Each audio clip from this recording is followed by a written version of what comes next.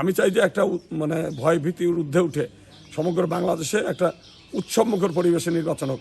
মানুষ ভয়ের মধ্যে অনেকেই আমি না আসলে অনেক সংখ্যালঘু সম্প্রদায়ের মানুষ ভোট কেন্দ্রে যেত না। তো সেই কারণে যাতে সবাই ভোট কেন্দ্রে যায় এই উদ্দেশ্য নিয়ে সবাইকে এই মানে ভোটের উৎসবে সামিল করার জন্যই মূলত আমি আসা এখানে।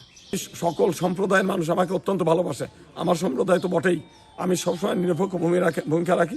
অন্যান্য সম্প্রদায়ের মানুষের মধ্যেও ভীতি আছে, চরম ভীতি। খালি হিন্দু সম্প্রদায়ের মানুষ ভীত সন্ত্রস্ত তা না, অন্য সম্প্রদায় অন্য রাজনৈতিক দলের ভিন্ন মতের মানুষের মধ্যেও একটা ভীতি আছে।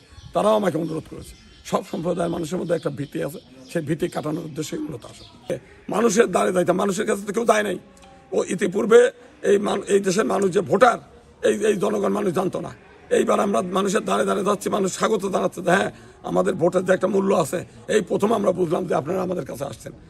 এটা আমাদের দীর্ঘদিনের একটা স্বপ্ন ছিল যে আসলাম এই একটা বাঙালি সংস্কৃতির পীঠভূমি, সেই জায়গায় পাশ দিয়ে ঘুরে যাবো অথচ সেখানে একটু দর্শন করবো না, তা হয় না। এই উদ্দেশ্য নিয়ে মূলত আসা। আমরা বাইরে থেকেই একটু আমরা প্রার্থনা করে আমাদের ধর্মীয় বিধান মতে প্রার্থনা করে আমরা ফিরে যাচ্ছি।